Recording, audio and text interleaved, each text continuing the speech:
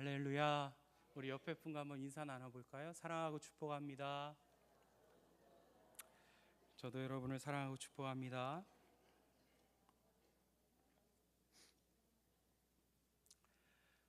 다른 사람한테는 꼭 해야 한다고 말하지만 정작 자기 자신은 거의 하지 않는 것이 용서와 화해입니다. 또 그렇다고 용서와 화해가 억지로 한다고 되는 것은 아닙니다. 용서에는 하나님의 개입이 필요하고 성령께서 주시는 내적인 힘이 필요합니다. 용서한다고 결단하지만 끊임없이 분노와 부정적인 감정이 일어나는 것이 바로 우리의 현실적인 모습입니다. 용서를 두 가지로 구분을 하죠. 결단의 용서와 정서적인 용서로 구분을 합니다. 결단의 용서는 용서하기로 다짐하고 결단하는 것입니다. 하나님은 그것도 용서라고 보십니다. 하지만 이것이 마음의 변화까지 이루어지는 것은 오랜 시간이 필요합니다. 정서적인 용서까지 가야 진정한 화해가 이루어집니다. 용서의 최종적인 목표는 화해인 것입니다. 용서는 문제가 해결되지 않아도 할 수 있습니다. 하지만 화해는 문제가 해결되어야 됩니다. 용서는 감정이 다 풀리지 않아도 할 수 있습니다. 하지만 화해는 감정이 다 풀려야 가능합니다. 용서는 상대방이 회개하지 않아도 할 수 있습니다. 하지만 화해는 회개와 대가 지불이 이행되어야 됩니다. 용서는 신뢰가 없어도 가능하지만 화해는 신뢰가 회복되어야 됩니다. 그래서 값싼 화해라는 것은 존재하지 않습니다. 쌍방 간의 결단과 화해를 위해서 값비싼 대가를 지불해야 가능한 것이 진정한 화해인 것입니다. 우리 삶에 용서를 넘어서서 화해를 이루며 살아야 됩니다. 하나님은 예수님을 통해서 우리를 용서하신 것을 넘어서서 화해까지 이르게 하셨습니다. 예수님은 화목 제물이 되셔서 하나님과 우리를 친밀한 관계를 맺는 그런 화해의 자리로 우리를 나아가게 만드셨습니다. 하지만 이런 화해까지 이루어지는 데는 내가 하는 것이 아니라 하나님께서 나의 마음을 또 상대방의 마음을 열어주셔야 가능한 것입니다. 여러분, 우리가 양방 그 관계 속에서 사건이 생기면 그 상대방과 나 사이에 중간에 벽이 하나만 생기는 것이 아니죠. 가만 보면요, 내 쪽에서 벽이 하나 생기고 상대편에서도요 벽이 하나가 생겨요. 벽이 두 개가 생겨버립니다. 내 쪽에 있는 벽을 허무는 것을 용서라고 얘기합니다. 하지만 내 쪽에 그 마음의 벽을 무너뜨렸다고 용서는 있지만 화해가 이루어지나요? 화해가 이루어지려면 내 쪽에서의 마음의 벽도 무너져야 되고 상대편에 있는 그 마음의 벽도 무너져야 상방 간에 그런 화해가 이루어지는 것입니다. 그래서 여러분, 화해라는 것이요 결코 쉽지 않은 일인 것이죠. 화해는 나에게만 속한 것이 아니라 상대방에게도 동일한 나와 같은 역사가 일어나야 가능하다라는 것입니다. 이 모든 것이 가능하려면 내 힘이 아니라 하나님의 개입, 성령의 역사가 반드시 필요합니다. 내 마음도 바꿔주시지만 상대방도 깨달아야 이 관계라는 것이 화해가 이루어지는 것이죠. 처음에는 당당했다가도 하나님의 은혜가 임하니까 그것이 정말 잘못이었구나라는 것을 깨닫게 되는 것이죠. 그래서 하나님이 개입하셔서 그 관계 속에서 개입하셔서 서로 간에 깨달음을 주시고 그 마음을 열어주시고 그 마음의 벽을 허물어 주실 때 우리는 진정한 화해를 맛볼 수가 있게 됩니다. 인류의 역사는 어떻게 보면 갈등의 역사라고 해도 과언이 아닙니다. 이 창세기만 봐도 이 갈등 구조의 이야기로 구성되어 있죠. 에덴 동산 이후에 태어난 첫사람 가인은 자기 동생을 죽인 살해자가 되었습니다. 이삭과 이스마엘은 적자와 서자 사이의 갈등 때문에 갈라서야 했고요. 야곱과 에서는 장자권을 둘러싼 경쟁으로 서로를 적대시했고, 오늘 말씀에 나오는 요셉과 형제들은 아버지의 사랑을 차지하기 위해 경쟁했고 급기야 형제를 종으로 팔아버리는 악행까지 저질렀습니다. 하지만 성경에 보면 많은 갈등의 이야기가 있고 골이 깊은 인간관계의 어려움을 말하지만 그것만은 전하지 않고 화해의 이야기도 분명히 전해지고 있다는 사실입니다. 이삭과 이스마엘은 아버지 장례를 함께 치르며 화해했고, 에서와 야곱도 분이엘에서 서로 부둥켜 안고 울면서 서로를 형제로 받아들이는 화해를 이루었습니다. 그리고 또 오늘 말씀에 나오는 요셉과 형제들도 생의 시련을 거치면서 오랜 갈등을 끝내고 서로를 용납하는 화해의 모습을 분명히 보여주었다라는 것입니다.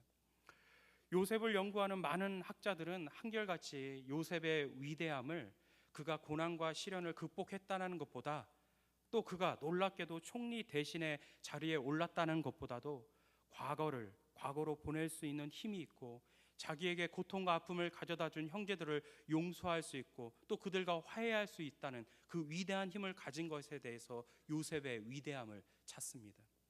이것이 바로 요셉의 진정한 위대함이라고 말할 수 있는 것이죠.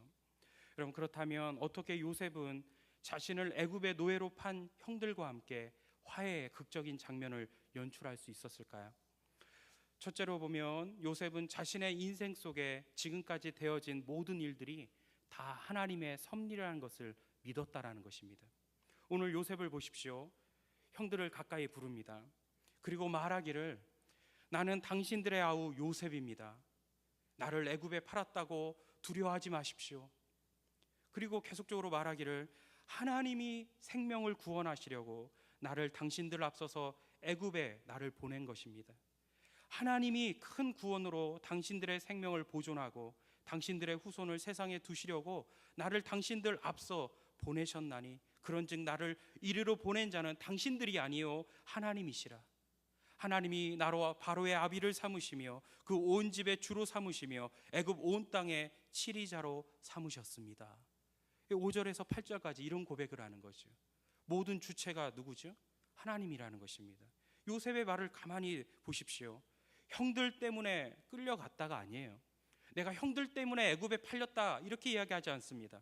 하나님께서 나를 애굽에 보내셨다라고 이야기합니다. 하나님이 주체입니다. 모든 것이 하나님이 하셨다라고 말하고 있습니다. 이렇게 봤을 때 요셉을 누가 감옥에 집어넣었나요? 보디발과 보디발의 아내라고 생각하면 억울한 거 많고 분노할 게 너무나 많죠. 하지만 요셉을 감옥에 누가 집어넣었습니까? 하나님이라고 고백하죠. 그 감옥에서 떡 맡은 관원장과 술 맡은 관원장을 만나서 애굽의 정치 상황을 다 듣고 이해하고 배워서 총리를 만드셨습니다. 그 요셉 인생의 배후 속에 하나님이 계신다는 것을 요셉은 인정하고 고백하고 있는 것입니다. 어떻게 보면 돌아보면 잊을 수 없는 아픔이었고, 요셉 자신도 이해하지 못한 고통과 시련이었고, 형들로부터 노예로 팔려 그가 받았던 이해할 수 없는, 또 해결할 수 없는 자신의 삶의 문제들이 다 하나님의 계획과 섭리였다라고 당당하게 말하고 있는 것입니다. 그리고 그 하나님은 단순히 나뿐 아니라 나를 통하여 하나님의 백성들, 그 후손들을 보호하시고 번성케 하고 하나님의 백성으로 삼으려는 하나님의 크고 놀라운 계획 속에서 이 모든 것이 이루어진 일이었다라고 자신의 과거를 해석하고 있다라는 것입니다. 자신의 시련과 아픔에 초점 맞추지 않고 그것을 뛰어넘어서서 그 이면 속에 있는 하나님의 섭리를 바라보고 그것으로 자신의 지난 날을 새롭게 해석하면서 자신의 삶을 받아들이고 있는 것을 보게 됩니다. 어떻게 보면 요셉도 인간적으로 생각하면 분노할 거 많고 미운 마음 많죠. 내가 마음 먹고 혹독하게 벌을 주어도 내 속 안 풀려. 어떻게 동생을 그렇게 팔아버릴 수 있어? 내가 내 마음속에 너희들 가만 두는 것만 해도 너희는 큰 은혜인 줄 알아. 이렇게 되기까지 내 마음이 얼마나 힘들었는지 알아? 내가 살았던 종살이, 들었던 모욕감, 내가 그리웠던 수많은 외로운 날들, 밤하늘 바라보면서 아버지를 그리워하고 울었던 아직도 마르지 않는 눈물 자국들, 감옥에서 가서 그 침침한 곳에서 미래를 알 수 없는 불안과 두려움과 고독과 외로운 수많은 날들이 다 너희들 때문에 일어난 거야. 이렇게 말할 수 있죠. 이런 증오심이 왜 없겠어요? 그럼에도 불구하고 요셉은 자신의 인생의 해석을 달리하고 있다라는 것입니다. 이 모든 일들이 사람에게 이 문제가 있지 않고 하나님께서 섭리와 역사를 통해서 하나님께서 행하셨다라고 자신의 삶을, 과거를 해석하고 있다라는 것입니다. 요셉은 자신의 인생을 돌아보면 비참하고 그리고 이해하지 못할 일들로 가득 차 있지만, 그러나 하나님의 섭리 속에서 다시 한번 바라볼 때 나는 여전히 하나님께 쓰임받는 인생이고, 그것은 나만의 인생이 아닌 이민족, 당신들과 더불어 당신의 후손들을 영적으로 구원시켜 하나님의 놀라운 구원 사역을 이루고자 하는 하나님의 섭리와 역사라는 것을 분명히 알았다라는 것입니다. 여러분, 그렇다면 섭리는 무엇일까요? 하나님의 섭리라고 이야기하지만 섭리가 무엇입니까? 섭리의 정의는 하나님께서 창조하신 모든 것들이 그 창조된 목적이 성취되도록 하나님께서 모든 피조물들을 돌보시고 보존하시고 통치하신다. 이것이 바로 섭리의 정의입니다. 세 가지죠. 어떻게 해요? 돌보시고 보존하시고 통치하신다. 이것이 바로 하나님의 섭리입니다. 우리 하나님께서 지금도 우리 교회를, 우리 개인의 삶을, 내 가정을, 내 자녀의 인생을 어떻게 해요? 돌보시고 보존하시고 통치하신다. 이것이 바로 하나님의 섭리입니다. 그 섭리는 예전부터 시작돼서 지금도 계속되고 있고 그 하나님의 섭리는 앞으로도 계속될 것입니다. 여러분도 이 하나님의 섭리를 믿으셔야 돼요. 하나님의 섭리를 알면 너무나 놀라워요. 너무 위대해요. 하나님의 섭리가 너무 위대해요. 너무 커요. 너무 신비롭습니다. 이 섭리의 경이로움 앞에 우리는 겸손히 서야 됩니다. 하나님의 섭리를 알면 알수록 겸손해져요. 그리고 고통스럽고 힘들었던 지난 날들이 이해가 가기 시작하는 것이죠. 섭리를 깨달으면요, 하나님의 섭리를 알면 알수록 내 삶은 왜 그래? 되는 게 하나도 없어. 나에게 이 불행한 일들이 왜 일어났어? 이렇게 이야기하지 않는다는 거예요. 아니지, 이 가운데 하나님의 계획과 섭리와 역사가 있어. 그래서요, 하나님의 섭리를 아는 사람은요, 잘 돼도 교만하지 않아요. 하나님의 섭리 앞에서는 겸손함이 있습니다. 자기 의를 드러나지 않아요. 고난이 있어요, 아픔이 있어요, 이것도 잘 되게 하시는 거예요. 나를 보존하시는 거예요. 돌보시는 거예요. 하나님의 뜻을 이루는 과정이라고 생각해요. 내 인생에 잘됨이 있어요? 내가 한 거 아니에요. 하나님께서 이루시는 역사예요. 그래서 교만하지 않습니다. 여러분, 우리가 가만 보면 안다고 하지만요, 모르는 게 너무나 많습니다. 저도 설교를 준비하면서 책을 몇 권 읽습니다. 근데 제가 책을 읽으면 읽을수록 느끼는 거지만, 책을 읽으면 읽을수록 느끼는 게 뭐냐면 모르는 게 너무 많아요. 제가 이것도 몰랐구나, 야, 저것도 몰랐구나. 그러면서 책을 읽으면 읽을수록 느끼는 게, 야, 더 배워야 되겠다. 진짜 더 배워야 되겠다. 더 겸손해져야 되겠다. 그런 생각을 많이 해요. 모르는 게 너무 많더라고요. 여러분, 책 한 권만 읽어보세요. 내가 많이 아는 것만 같아도요, 모르는 거 수없이 많습니다. 우리가 뭘 알아요? 인생이라는 거, 가정의 행복이라는 거, 산다는 거 여러분 다 아세요? 인생의 의미를 여러분 잘 알고 계시나요? 여러분, 하물며 하나님에 대해서 우리가 얼마나 압니까? 하나님의 뜻, 하나님의 계획, 하나님의 섭리 너무 몰라요. 모르는데 함부로 행동하면 안 되잖아요. 사건 하나하나에 하나님의 섭리가 있음을 여러분 아셔야 됩니다. 그리고 그 속에 하나님의 선한 뜻이 있음을 알아가셔야 돼요. 그리고 그 속에서 여러분, 우리는 겸손을 배우셔야 됩니다. 그리고 내 유한함을 배워야 되고 내 연약함을 아셔야 돼요. 우리가 잘난 것 같지만 그런 거 없어요. 우리가 강한 것 같고 힘이 있는 것 같지만요, 우리 약하고요, 힘 없다고요. 한없이 연약하고 부족하고 모르는 게 바로 우리의 인생이고 나입니다. 그렇다면 이 하나님의 섭리 앞에, 그 위대하고 크고 놀랍고 신비로운 하나님의 섭리, 나를 향한 그 하나님의 섭리 앞에 우리는 겸손히 서야 됩니다. 여러분, 얼마 전 제가 EBS에서 반영된 다큐프라임이라는 다큐멘터리가 있어요. 거기에 죽음이라는 주제로 3부작 다큐멘터리를 했는데 아주 재밌게 봤습니다. 이 죽음이라는 주제를 놓고 이 다큐를 봤는데 결론은 이거예요.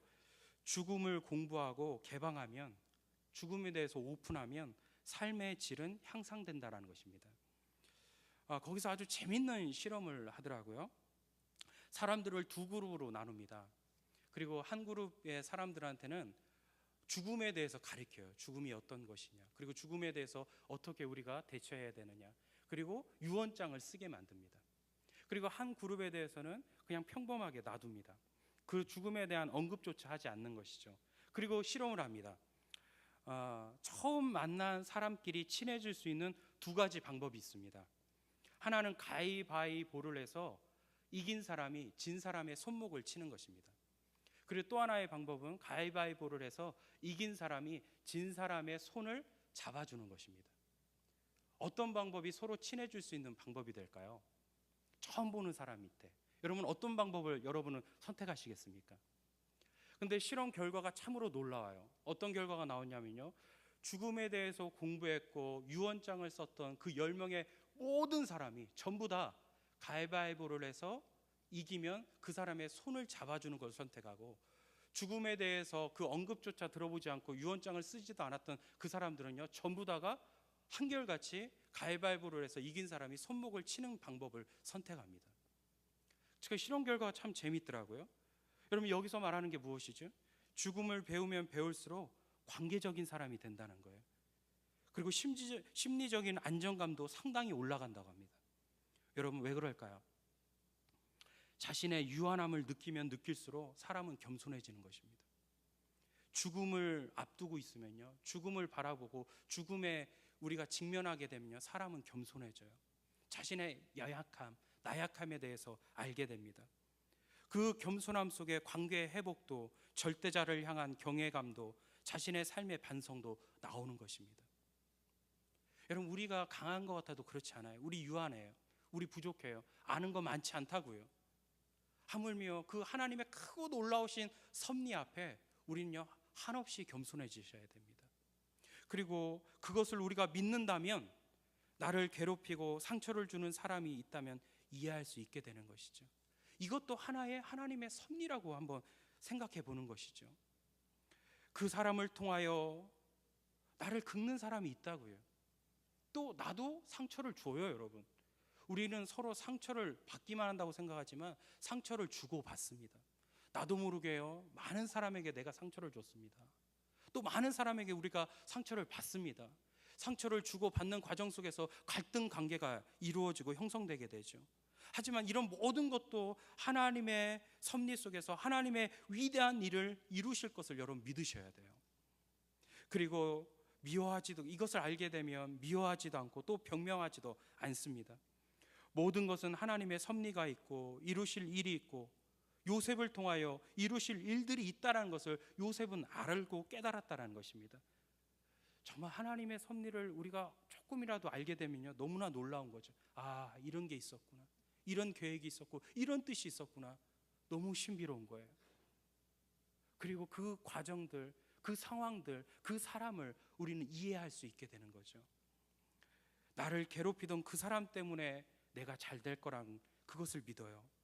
하나님의 놀라운 섭리와 계획을 바라볼 때 새로운 삶의 태도와 각오가 생깁니다. 평안할 때도 교만하지 않고 역경과 시련 가운데도 절망하지 않고 포기하지 않게 된다는 것입니다. 우리가 살면서 상처와 아픔이 마음속에 많이 남아 있을 것입니다. 때로는 부모로부터 받은 상처와 아픔이 아직도 남아 있어서 부모는 세상을 떠났지만 부모가 남긴 상처와 아픔은 내 속에서 떠나지 않고 아직도 살면서 내 내면 속에 내 마음을 휘젓고 다니고 나로 하여금 고통스럽게 하고 그 늪에 자주 빠지게 만들지만, 그 가운데 하나님의 섭리를 알게 되면 이게 내 인생을 고통스럽게 한 것이 아니구나.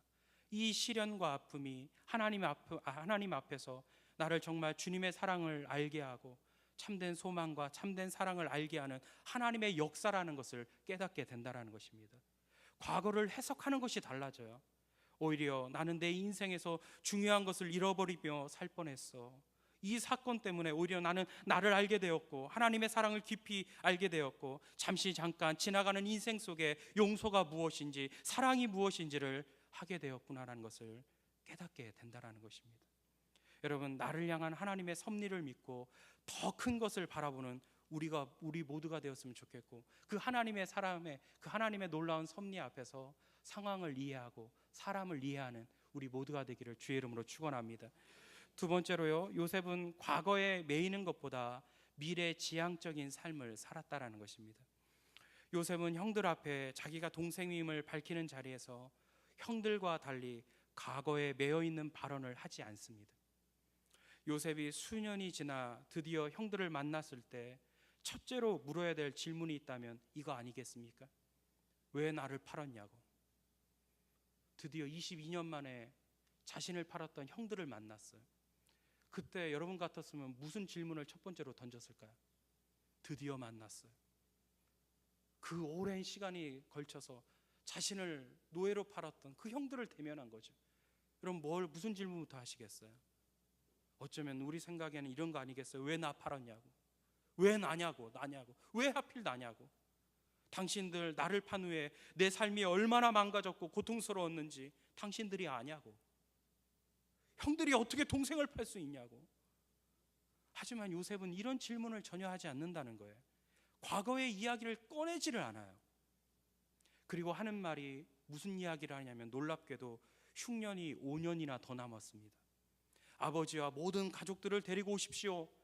내가 이제부터 아버지와 가족들을 돌보겠습니다. 너무 못 먹어서 지금도 결핍할까 걱정이 됩니다. 빨리 모시고 고센 땅으로 오십시오 하면서 앞으로 어떻게 살아갈 것을 이야기해요. 과거에 대한 언급이 없어요. 지난 날을 돌이켜보는 이야기조차 없어요. 그 언급 하나 없다고요.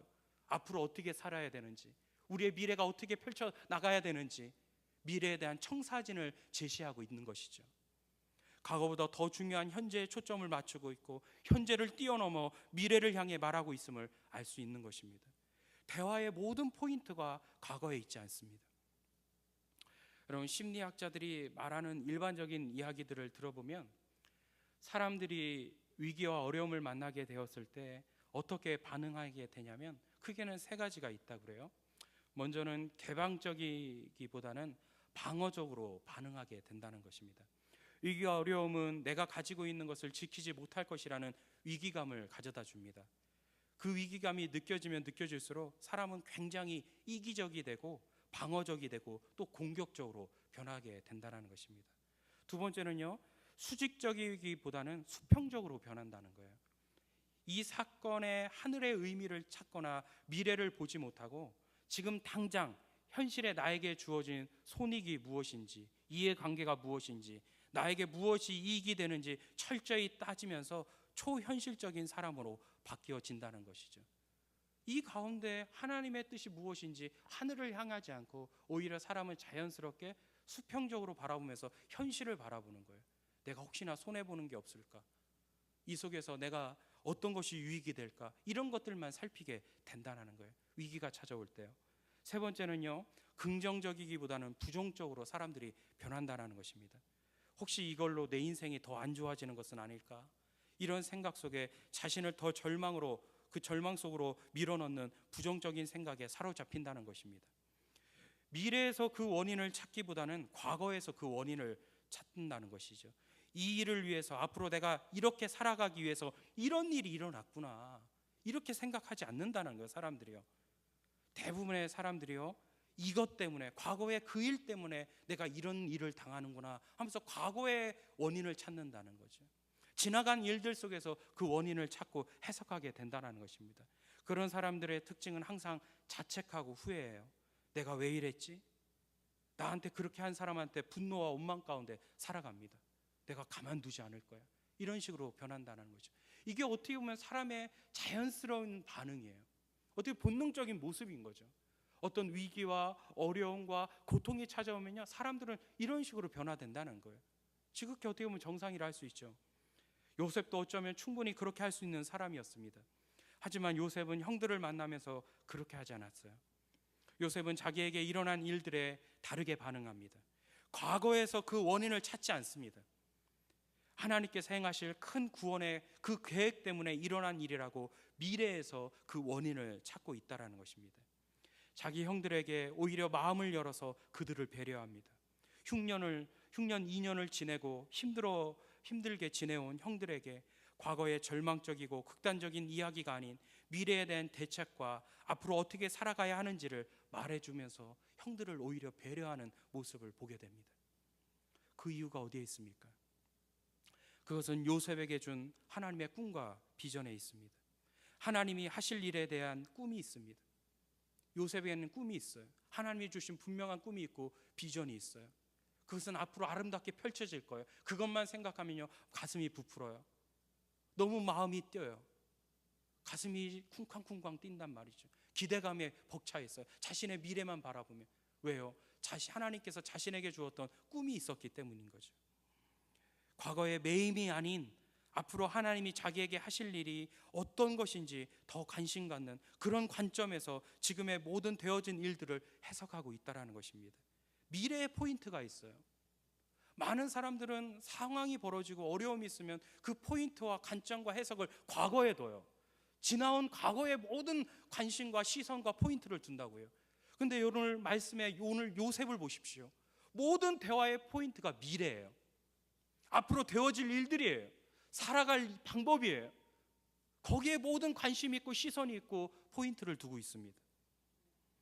과거가 아닌 앞으로 하나님께서 자기를 통해 하실 일에 대해서 더 관심을 갖고 있다는 것입니다.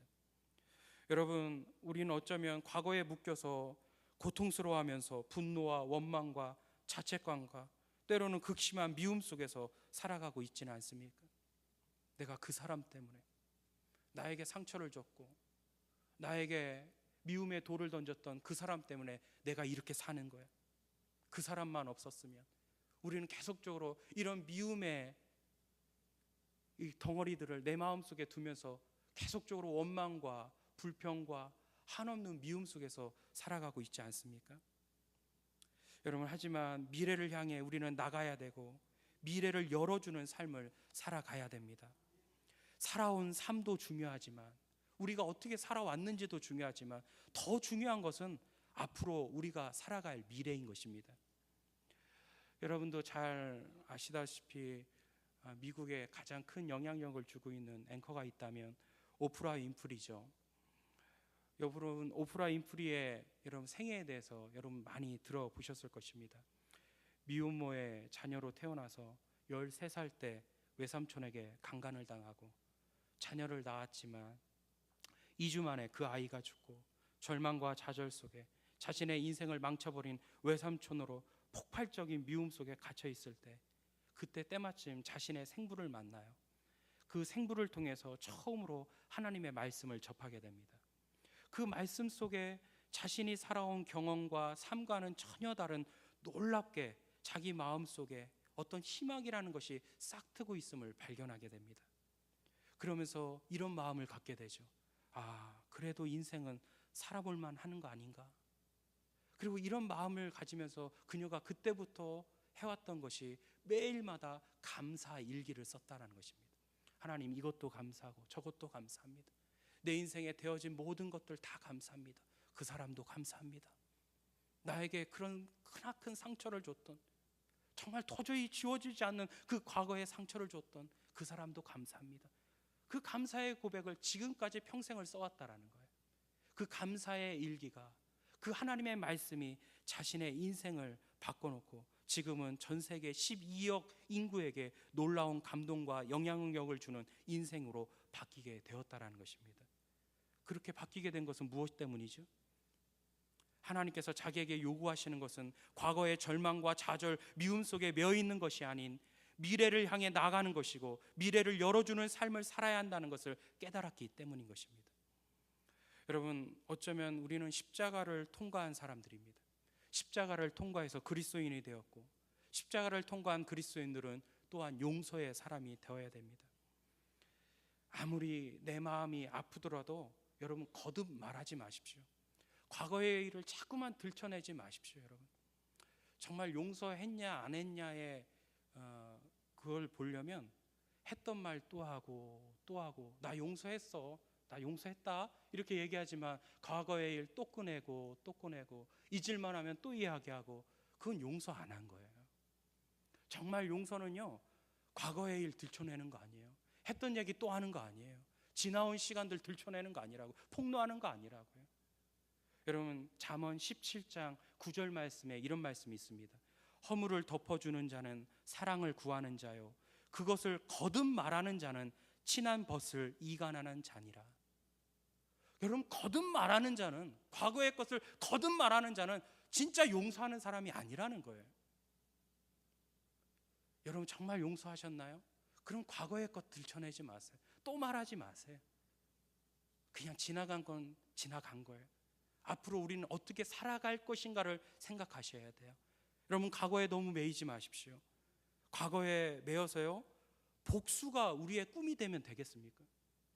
내 인생의 목표가 복수여야 되겠어요? 복수가 자기 인생의 주제가 되면 안 되는 것이죠. 분노와 복수로 마귀는 우리 삶을 이끌어갑니다. 여러분, 거기에 마음을 빼앗기지 않도록 우리는 노력하셔야 돼요. 여러분, 복수에 매인다고 생각해 보세요. 그 사람의 모든 인생의 목표는 복수하는 거예요. 얼마나 불행해요. 남은 시간이 한없이 많이 남았는데, 살아갈 미래들이, 아름다운 시간들이 얼마나 많은데, 내 인생 속에 하나님께서 계획해 놓으신 아름다운 일들이 얼마나 많은데 복수에 매여서, 미움에 매여서, 과거에 매여서 그 속에서 하나님의 주시는 놀라운 축복과 아름다운 날들을 다 잃어버리고 산다면 얼마나 불행입니까? 요셉을 보십시오. 과거에 말을 하지 않아요. 꺼내지도 않고 언급하지도 않고 들춰내지도 않습니다. 오직 앞으로 어떻게 살아갈 것인가만을 이야기하고 있다는 것이죠. 이것 때문에 화해가 이루어진다는 거예요. 이것 때문에 하나가 된다는 거죠. 여러분, 성경에도 화해를 이루는 장면들을 보십시오. 대부분요 용서로 시작해요. 사무엘상을 보면요, 이 한나 이야기가 나오죠. 여러분 잘 아십니다. 한나의 인생에 있어서 큰 적은 누굽니까? 분인나죠. 예. 분인나가요 한나를 그렇게 괴롭힌 거예요. 자녀를 못 낳는다고 그렇게 멸시한 거예요. 그렇게 손가락질한 거예요. 그렇게 창피를 주는 거예요. 너무 화가 나잖아요. 여러분, 화 안 나겠어요? 근데 드디어 하나님의 은혜로 사무엘을 낳았습니다. 그럼 어떻게 되는 겁니까? 이제 상황이 완전히 역전됐죠. 분인나는 이제는 어떻게 되는 거죠? 그러면 끝난 거예요. 그죠? 근데 어떻게 되죠? 우리 같았으면 분인나는 쫓겨나야죠. 아주 철저히 아주 그냥 다른 곳으로 쫓겨나야 돼요. 그럼에도 불구하고요, 사무엘상의 말씀을 잘 읽어보십시오.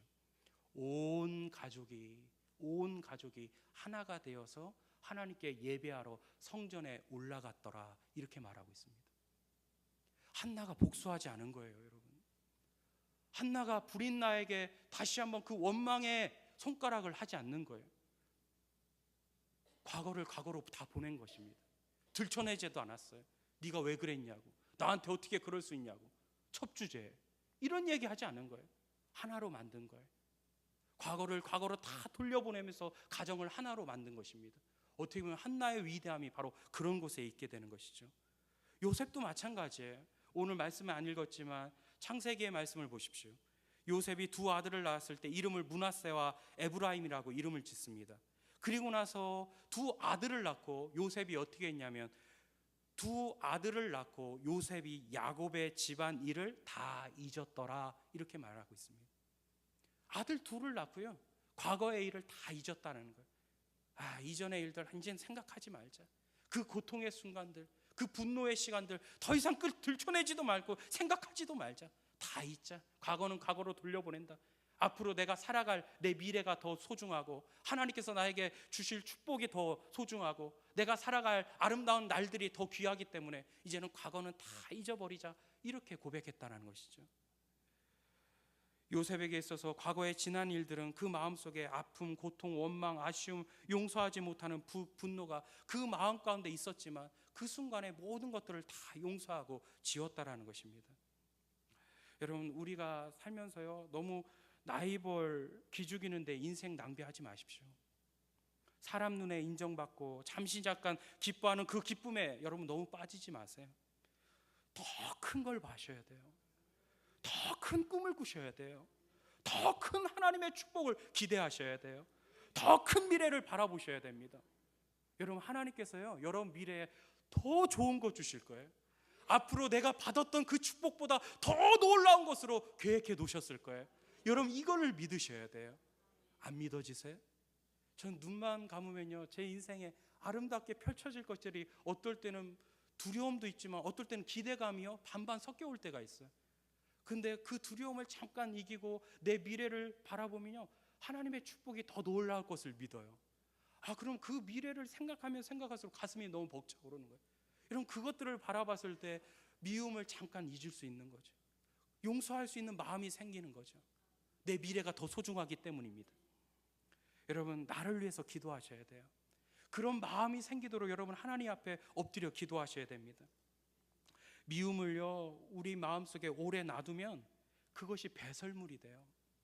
여러분, 우리가 그 뱃속에 있는 배설물을 밖으로 내보내지 않고 뱃속에 가장 계속적으로 놔둔다고 생각해봐요. 변비 걸린다고 생각해봐요. 가스 차겠죠. 배가 부풀어 오르겠죠. 그것도 계속 놔둬요. 그래도 계속 놔둔다고 하면 어떻게 될까요? 배가 썩어요. 창자가 썩는다고요. 내 안에 있는 그런 더러운 오물 같은 그 미움의 배설물 계속적으로 내 마음에 가둬놓고 놔둬 보십시오. 썩어요. 내 안이 썩어요. 내 마음이 썩고요, 내 영혼이 썩고 병들어갑니다. 다 보내셔야 돼요. 과거로 다 보내셔야 돼요. 지나온 시간들 속에서 다 내 마음의 미움과 원망과 분노를 다 보내셔야. 쉽지 않지만, 쉽지 않아요. 정말 쉽지 않다고. 그래서 기도해야 돼요. 그래도 다 기도하면서 다 보내셔야 돼요. 여러분, 복수할 권리를 하나님께 맡겨야 됩니다. 여러분, 복수가 나한테 있지 않아요. 하나님께 있어요. 그리고 하나님께 다 내어 맡겨야 됩니다. 여러분, 하나님은요, 어떻게 보면 엄마의 마음이에요. 예, 얼마 전에 우리 막내 아들이, 얘는 막 바닥에 떨어진 걸 다 주워 먹어요. 얘가 그게 뭐 사탕도 아닌데 막 주워 먹고, 얼마 전에는 얘가 이상한 뭐 썩은 거, 아주 밥 먹다가 떨어진 그 이렇게 음식물, 그 썩은 거를, 그게 뭐 사탕인 줄 알았나 봐요. 입에서 이렇게 먹는 거예요. 그래서 야, 너 뭐 먹냐 봤더니 막 이상한 오물을 먹고 있는 거죠. 우리 집사람이 놀래니까 어떻게 해요? 뱉으라고. 그래도 얘가 안 뱉어요. 그러니까 어떻게 해요? 입을 벌려서 손가락을 집어넣어서 막 이렇게 빼내는 거죠. 빼내는 거. 여러분, 그 장면을 보면서요, 하나님이 생각나더라고요. 하나님도요, 우리가 미움이라는 그 오물을요, 우리 입속에 딱 넣어두고 안 빼려고 이렇게 하고 있어 보세요. 너 이거 먹으면 안 돼, 이거 먹으면 안 돼 하면서 손가락으로 막 입 벌려서 손가락 집어넣어서 막 꺼내시는 거 아니에요. 너 이 미움 이거 꺼내야 돼, 이거 분노, 원망 이런 거 다 꺼내야 돼. 너 이거 먹으면 안 돼, 너 썩어, 너 죽어, 이러시는 거죠. 부모의 마음이랑 똑같지 않을까요? 여러분의 자녀들이 잘못된 오물을 먹는다고 한다면 여러분 그렇게 안 하시겠어요? 손가락이라도 넣어서 꺼내려고 하지 않겠어요? 하나님도 마찬가지죠. 우리가 잘못된 이 미움이라는 거, 분노라는 거, 원망이라는 거 우리가 먹을 때 하나님은 억지로라도 우리 입을 벌려서 막 꺼내려고 하시는 이 하나님의 마음을 우리가 알아야 돼요. 여러분, 그래서 우리가 더 하나님 앞에 엎드려서 기도해야 됩니다. 우리 열린교회 김남준 목사님이라는 분이 계세요. 아주 유명한 목사님이시죠. 이분 간증을 들어보니까 참 놀라운 간증이 있더라고요. 이분이 이제 20년 전에 어디에 사셨냐면 춘천에 아주 달동네에 사셨나 봐요. 아주 그 산꼭대기에 있는 달동네에 사셨는데 그 지역이 재개발이 지역으로 선정이 됐다는 것입니다. 그것 때문에 지역 주민들끼리 싸움이 일어나고 드디어 재개발이 추진이 되는데 반은 떠나고 또 반은 떠나지 않고 계속적으로 머물러 있는데 자신도 오갈 데가 없으니까 그 집에 계속 남아 있다라는 거예요. 하루 일과를 마치고 집에 돌아왔더니 집이 없어요. 깡패 같은 그런 철건 단원들이 와서 자신의 집을 다 부신 거예요. 가족들도 안 보여요. 가족들 어디 있나 수소문 끝에 찾는데 그 잿더미 속에서, 그 굴 속에서 자신의 어머니가 기어 나오는 것을 봅니다. 근데 그냥 기어 나오는 것도 아니고 머리에 피를 철철 흘리면서 기어 나오시는 거죠. 그 모습을 보면서 이 목사님이 피가 거꾸로 솟는 줄 알았대요. 너무 큰 분노가 일어나서 경찰서에 찾아가서 경찰서장의 책상을 탕 치면서 따졌다고 합니다. 당신들 왜 이러고 가만히 있냐고. 그러고도 당신들이 민중의 지팡이냐고. 어쩌면 그럴 수 있냐고. 저렇게 장악한 일들을 벌이고 있는데도 어떻게 당신들은 그냥 가만히 있냐고. 그래도 경찰들이 움직이지를 않더라는 것입니다. 아주 심한 분노와 미움 속에서 당장 복수할 거를 생각하고 집을 향해 걸어가고 있는데 그 마음속에 하나님께서 주시는 음성이 있더라는 거예요. 끊임없이 마음 깊은 곳에서 성령의 음성이 들려오더라는 것입니다. 너 용서해야 된다. 용서해라. 용서 안 됩니다. 하나님. 용서는 없습니다. 그런 거 요구도 하지 마세요. 그래도 용서해야 된다. 끊임없는 성령의 음성이 들려요.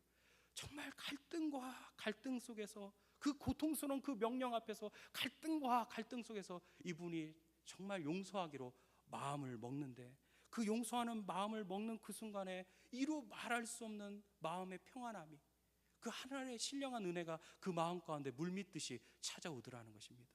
그러면서 그 마음 깊은 곳에서 찬송이 하나가 나오는데 바로 이 찬송이었다고요. 예수가 함께 계시니 시험이 오나 겁없네. 기쁨의 근원 되시는 예수를 위해 삽시다. 이 찬송이요, 물밀듯이 마음 깊숙한 곳에 올라오더라는 그 찬송을 부르고 또 부르는데 너무 은혜로운 거예요. 정말 고통스럽지만, 너무 갈등이었지만 내가 결단하고 용서하기를 잘했구나. 그러면서 그때 일을 회상하면서 이분이 하셨던 말이 이런 거예요. 정말 분노가 얼마나 큰 죄임을 내가 그때 깨달았고, 용서한다는 것이 얼마나 힘든 것임을 그때 비로소 깨달았다는 것입니다. 여러분, 우리가 두 가지를 우리도 아셔야 돼요. 분노와 미움이 얼마나 큰 죄임을 우리가 아셔야 됩니다. 그리고 용서는 힘들고 너무나 어렵고 고통스러운 하나님의 명령이지만, 그것을 우리가 결단할 때 하나님께서는 우리에게 놀라운 하나님의 은혜를 주시고, 그 속에서 우리가 말할 수 없는 우리 인생의 아름다운 화해가 우리 인생 가운데 이루어질 것을 여러분 믿으시길 바랍니다. 여러분, 요새 정말 힘들고 어려웠지만 형들과 극적으로 화해를 이루지요. 하나님의 섭리를 믿었습니다. 그리고 과거의 모든 지난 일들을 과거로 보내면서 미래를 바라보면서 화해의 장면을 이루었죠. 여러분, 우리 속에 이런 아름다운 화해가 우리 인생 가운데 펼쳐지는 우리 모두가 되기를 주의 이름으로 축원합니다. 기도하겠습니다.